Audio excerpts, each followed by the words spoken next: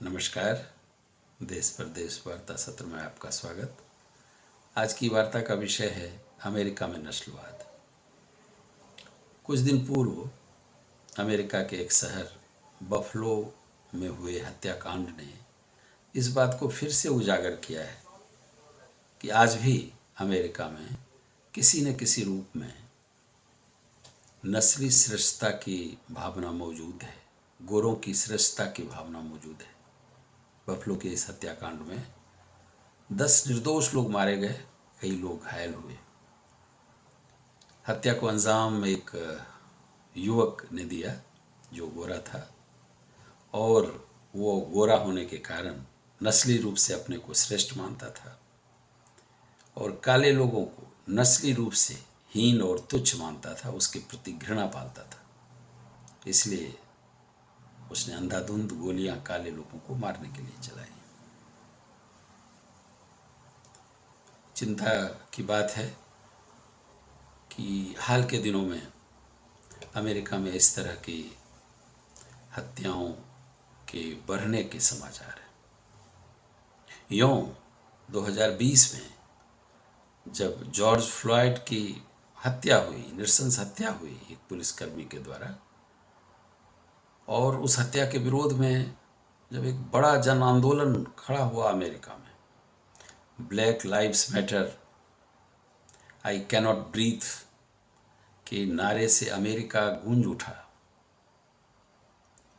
तो ऐसा लगा कि अब अमेरिका में हेट किलिंग का दौर खत्म होगा। लेकिन उसकी बीच बीच में पुनरावृत्ति जिस रूप में हो रही है, यह वास्तव में चिंतित करने की बात है। अमेरिका जो दुनिया का सबसे धनी, सबसे विकसित, सबसे वैज्ञानिक रूप में अग्रणी देश ही नहीं है, वह एक बड़ा प्रजातांत्रिक देश भी है। और खुद अमेरिका अपने को महान प्रजातांत्रिक देश कहता है। अमेरिका सिर्फ अपने यहाँ प्रजातंत्र के विकास की बात नहीं करता,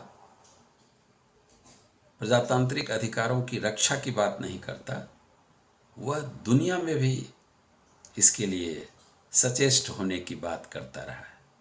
अमेरिका ने दुनिया के कई देशों में सिर्फ इसलिए हस्तक्षेप किए हैं, इस नाम पर हस्तक्षेप किए हैं कि वो उन देशों में प्रजातंत्र की बहाली चाहता है, नागरिक अधिकारों की रक्षा चाहता है, भले ही अमेरिका की मंशा कुछ अलग रही हो।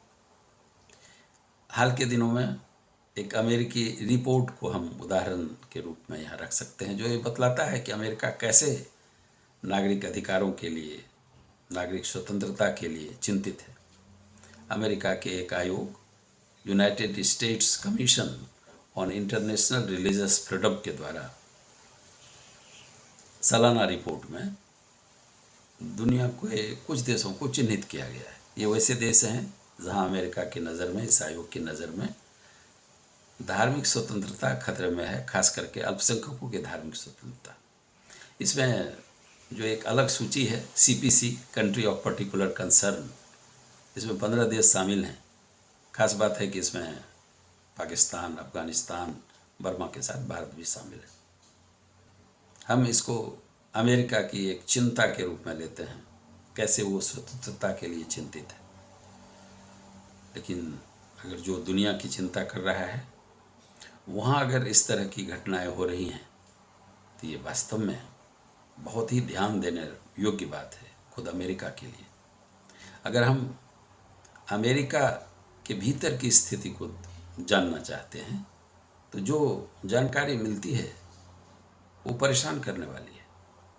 अमेरिका में भी जो प्रजातांत्रिक व्यवस्था के तहत सबसे बुनियादी अधिकार है, राइट टू वोट, उसको भी कई अमेरिकी राज्यों में उलझाने का प्रयास किया जा रहा है। लॉज ऑफ डिसइनफ्रेंचाइजमेंट के तहत अमेरिका के कई राज्यों में लोगों को मताधिकार से वंचित रखा जा रहा है। इसकी बड़ी संख्या है।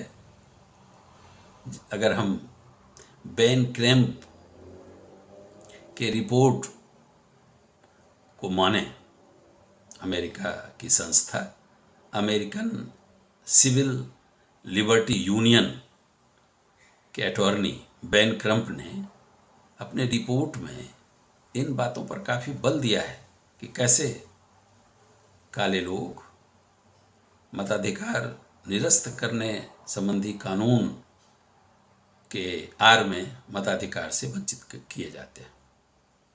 यह चिंता की बात है। अमेरिका में तेजी से गरीबी बढ़ी है और गरीबी रेखा के नीचे रहने वाले लोगों की जो संख्या है उसका बड़ा हिस्सा, अधिकतम हिस्सा सिर्फ काले लोगों का है। वो एक सुविधा विहीन जिंदगी जीने के लिए आज बाध्य हो रहे हैं। अगर हम लैंगिक आधार पर समानता की बात करें, महिलाओं को अधिकार दिए गए हैं कानूनी तौर पर, लेकिन महिलाओं को कुछ ऐसी विशेष सुविधा जो आज दुनिया के लगभग सभी देशों में दी जा रही है, अमेरिका में वह पूरे रूप में लागू नहीं हो पाई। उदाहरण के रूप में हम पेड मैटरनिटी लीव की बात करते हैं। भुगतान के साथ मातृत्व अवकाश महिलाओं का एक अधिकार जैसा है, एक विशेष सुविधा है जिसकी वास्तव में महिलाओं को जरूरत है। लेकिन अमेरिका में आज भी मातृत्व अवकाश का जो रूप है वह बिल्कुल ही हैरान करने वाला है। महिलाओं को बहुत सीमित दायरे में इस तरह के अधिकार देने की बात होती है। इसमें अपेक्षित जो महिलाओं को सुविधा चाहिए उससे यह प्रदत्त अधिकार काफ़ी दूर है और उसमें संशोधन करने की ज़रूरत है। कई ऐसे बुनियादी बातें हैं जिससे ऐसा लगता है कि अमेरिका में नए सिरे से वस्तुनिष्ठ ढंग से विश्लेषण कर नागरिक समानता की बात, नागरिक अधिकारों को पूरे रूप में क्रियान्वित किए जाने का काम अभी और नए सिरे से करने की जरूरत है। अमेरिकी राष्ट्रपति बाइडेन ने बफेलो के मृतकों को श्रद्धांजलि देते हुए जो शब्द कहे हैं वो ध्यान देने योग्य है। राष्ट्रपति ने कहा कि white supremacy is a poison, ये विष के समान है। आगे उन्होंने कहा कि अमेरिका जैसे मल्टी रेशियल और मोस्ट डायनेमिक देश में रेशियल सुप्रीमेसी की कोई जगह नहीं है। यह भी खास बात है। हम उम्मीद करते हैं कि अमेरिका में हेट किलिंग को ख़त्म करने के लिए, रेशियल सुप्रीमेसी को ख़त्म करने के लिए और सख्त कानून बनाएंगे और उसको सख्ती से लागू किया जाएगा।